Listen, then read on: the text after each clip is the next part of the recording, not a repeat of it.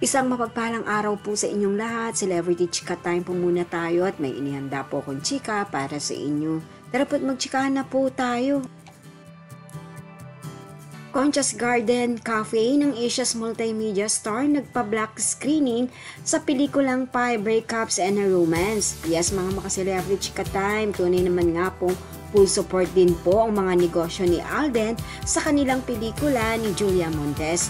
At yan, ichichika ko po sa inyo mga maka-celebrity Chika Time. Bago po tayo dumakorian, nais ko po munang batiin mga timbahay, team abroad at mga seniors natin dyan. Shout out po sa inyong lahat. Happy Tuesday po. Kaliwat kanan nga po ang pagbisita ni Alden at Julia Montes sa mga sinihan.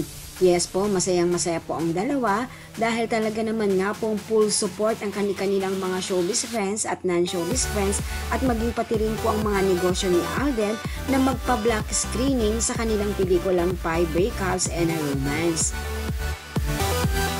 At kamakailan rin nga po, ang restaurant po ni Alden, ang Concha's Garden Cafe, ay nagpa-black screening din po.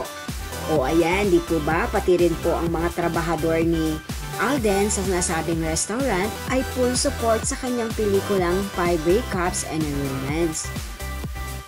And of course, proud na proud din po ang Asia's multimedia star na ibahagi ito sa kanyang social media account bilang pasasalamat sa Concha's Garden Cafe.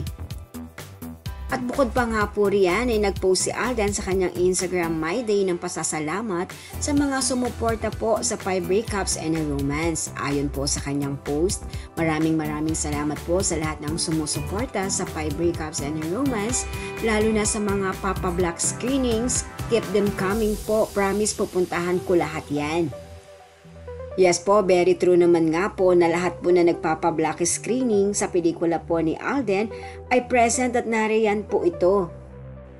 Yan po ang aking chika updates for today. Salamat po sa inyong panunood. Huwag po kalimutang mag-subscribe. Pwede po mag-comment sa ibaba. Basta't wag lamang po hearts o nakakasakit sa isa't isa. Salamat po muli. Spread love, not hate.